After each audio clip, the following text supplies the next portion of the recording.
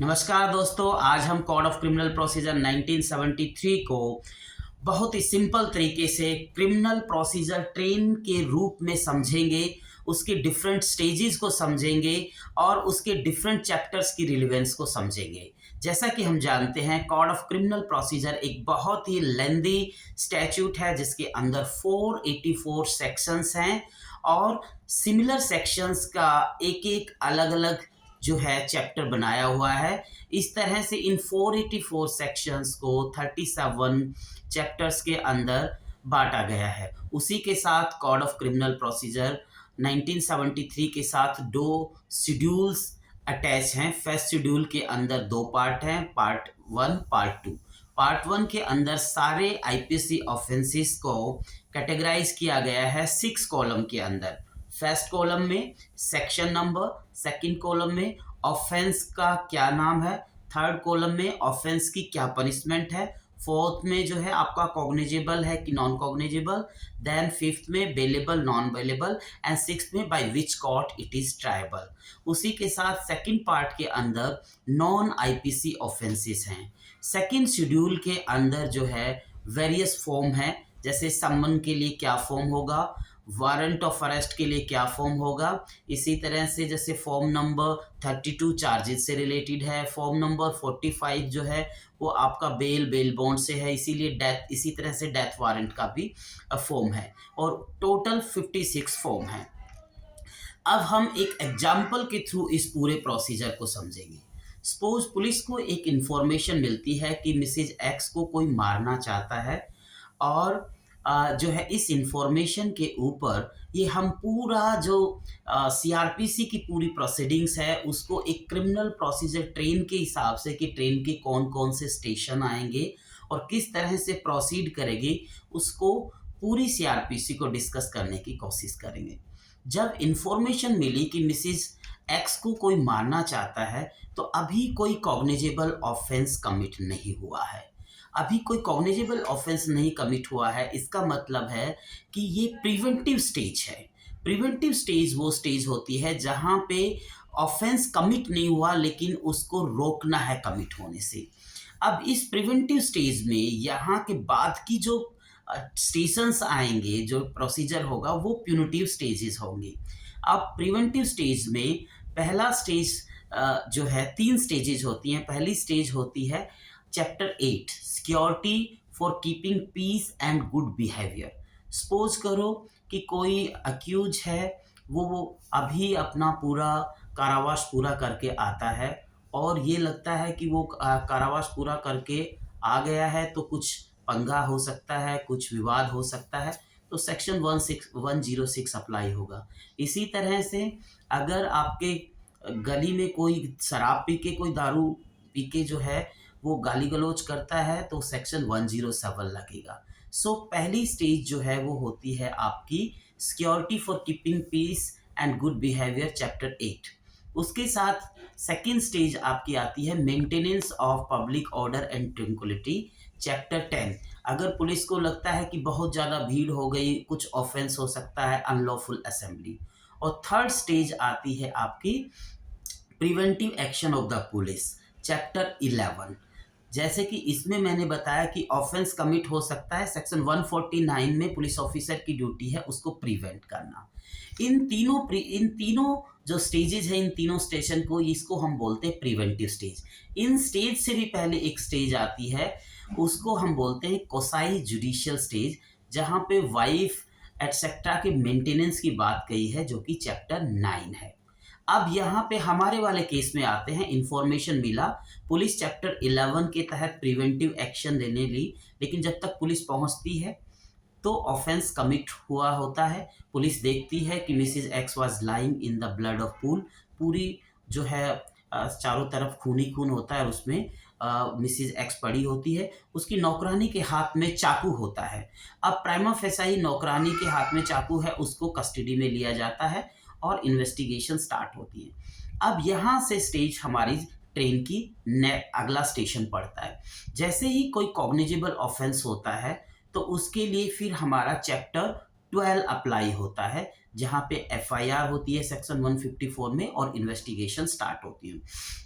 इसी के साथ अगर ऑफेंस आपका कॉग्निजेबल है तो ही के एफआईआर होगी। अगर आपका ऑफेंस नॉन कॉग्निजेबल है तो इस स्टेज में, जैसे कि हमारे यहाँ पे अभी इस एग्जाम्पल में मर्डर हुआ है तो ये कॉग्निजेबल है चैप्टर 12। अदर नहीं मर्डर होता, कोई नॉन कॉग्निजेबल था, तो चैप्टर आपका 15 अप्लाई होगा।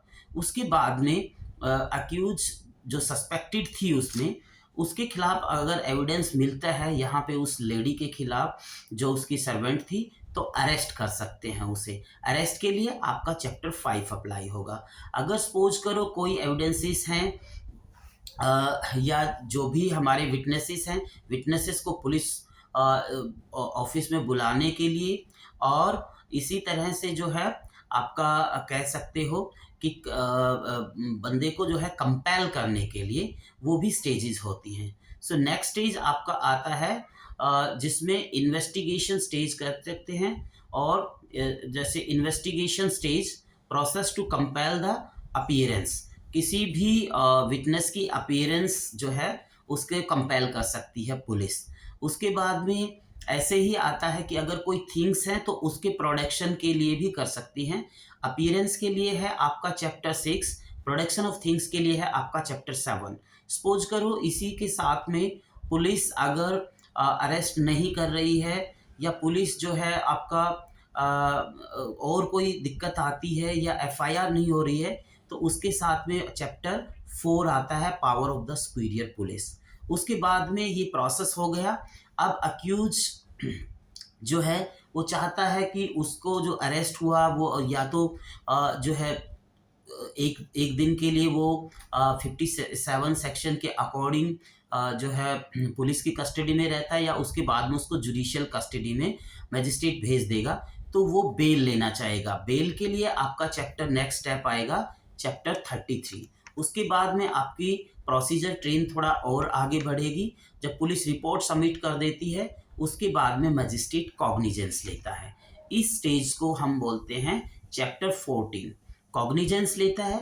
कॉग्निजेंस लेने के साथ में ही नेक्स्ट स्टॉप आता है आपकी ट्रेन का, limitation on taking the cognizance. कुछ ऑफेंसेस जिनकी पनिशमेंट कम है उसमें ऐसा नहीं कि कभी भी मजिस्ट्रेट कॉग्निजेंस ले सकता है, जैसे लिमिटेशन एक्ट 1963 है, यहाँ पे भी लिमिटेशन पीरियड है। सो चैप्टर आपका जो है 36 अप्लाई होता है। अब जब कॉग्निजेंस लेता है तो कौन सा कोर्ट कॉग्निजेंस लेगा, उसके साथ ही आपकी प्रोसीजर ट्रेन एक स्टेज और आगे बढ़ती है। इस स्टॉप का नाम है चैप्टर आपका 13, जुडिक्शन ऑफ द क्रिमिनल कोर्ट। ठीक है, जुडिक्शन of the criminal court. जुडिक्शन of the criminal court के अकॉर्डिंग जो आपका कोर्ट है उसी को कॉग्निजेंस लेगी। अब यहाँ पे कोर्ट्स कॉन्स्टिट्यूट हैं, डिफरेंट कोर्ट हैं। कौन कौन से कोर्ट हैं, तो आपका चैप्टर 2 स्टेज आएगी, constitution of the criminal court. अब इसी के साथ कॉन्स्टिट्यूशन ऑफ क्रिमिनल कोर्ट के साथ ही आपका जो है हर कोर्ट की एक पावर होती है कि वो कितना सजा दे सकता है, तो आपका चैप्टर 3 अप्लाई होगा, पावर ऑफ द कोर्ट। उसके बाद में आपकी ट्रेन नेक्स्ट स्टेज पे बढ़ेगी, नेक्स्ट स्टॉप पे बढ़ेगी, और इस स्टॉप को आप बोलोगे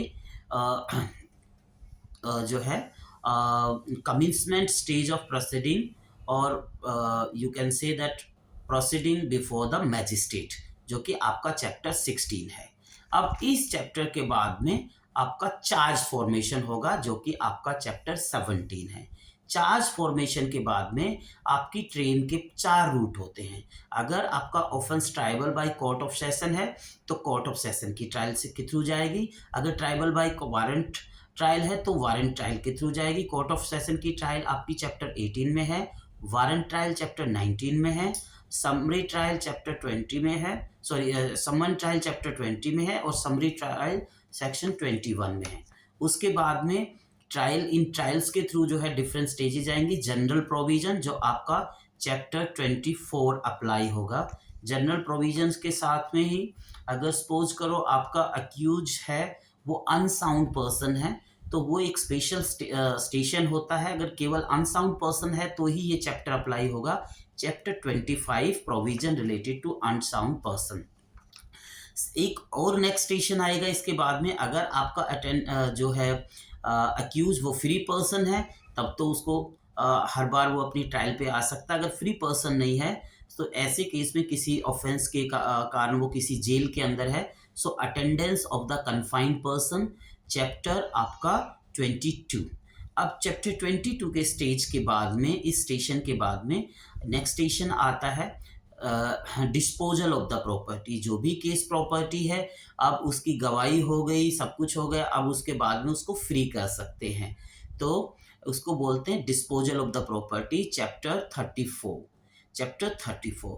अब ये ट्रायल के स्टेजेस सारे कंप्लीट हो गए, उसके बाद में जो है आपका कोर्ट है, जो भी कोर्ट है, कोर्ट ऑफ सेशन है या आपका चीफ जुडिशियल मजिस्ट्रेट का कोर्ट है या आपका जुडिशियल मजिस्ट्रेट फर्स्ट क्लास का कोर्ट है, he will pass the judgment. So ये जो स्टेशन है, ये जो स्टॉप है, दिस इज चैप्टर 27।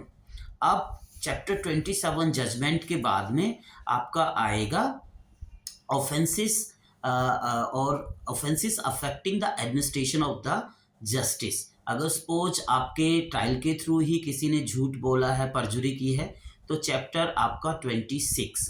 उसके बाद में नेक्स्ट स्टॉप आएगा, अगर डेथ पेनल्टी है जैसे कि मर्डर के केस में, तो उसके लिए हाई कोर्ट को कंफर्म करवाना होता है। So submission of the death sentence for confirmation, chapter 28।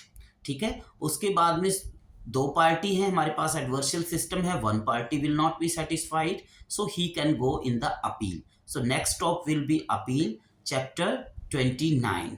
Appeal के साथ में ही आपका जो है आपका रेफरेंस रिवीजन का भी जो है चैप्टर होता है, और उसके साथ में ही आपका ट्रांसफर ऑफ केसेस और transfer of appeal, transfer of cases and appeal, chapter 31।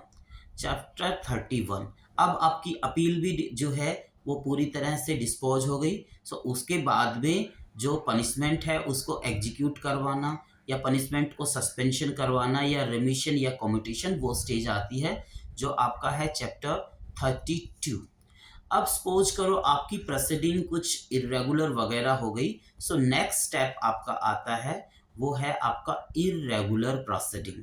अब इरेगुलर प्रोसीडिंग का है आपका चैप्टर 25, और इसके बाद में आपकी जो ट्रेन है वो लास्ट स्टेज पे पहुंचती है, that is miscellaneous provision, chapter 37, जिसमें सबसे इम्पोर्टेंट प्रोविजन है सेक्शन 482 ऑफ द सीआरपीसी, जिसमें inherent power of the court बताई गई है कि अगर कोई भी ऐसा ऑर्डर जो सीआरपीसी में नहीं है तो हाई कोर्ट उसको पास कर सकता है।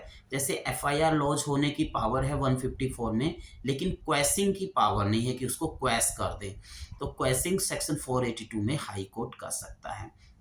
अब हमने ये जो वेरियस चैप्टर्स जो हमारी ट्रेन के हिसाब से हमने पढ़ा, इसकी डिफरेंट स्टेजेस हैं। जो हमने पहला जो पढ़ा था मेंटेनेंस ऑफ वाइफ वाला, वो कोसाही क्रिमिनल स्टेज है। उसके बाद में चैप्टर 8, चैप्टर 10, चैप्टर 11 वो प्रिवेंटिव स्टेज है। फिर हमारा जो चैप्टर 1 से जो एप्लीकेबिलिटी से आया, जहाँ पे हमने एप्लीकेबिलिटी की बात की, और उसके बाद में एफआईआर से होता हुआ हमारा जो है कॉग्निजेंस की तक स्टेज तक आता है, वो हमारा इन्वेस्टिगेशन स्टेज है। उसके बाद में कॉग्निजेंस से चार्ज फ्रेमिंग का जो स्टेज है वो इंक्वायरी स्टेज है। चार्ज फ्रेमिंग से हमारा जजमेंट तक का जो स्टेज है उसको हम बोलेंगे ट्रायल स्टेज, और जजमेंट के आगे की जो भी स्टॉपेज हैं उसको हम बोलेंगे पोस्ट ट्रायल स्टेज। सो ये डिफरेंट स्टेजेस हैं हमारे क्रिमिनल प्रोसीजर के, और ये डिफरेंट चैप्टर्स हैं जो मैंने अलग अलग तरीके से करके उसको समझा दिया गया है। होप आपको ये वीडियो अच्छा लगेगा। Thank you.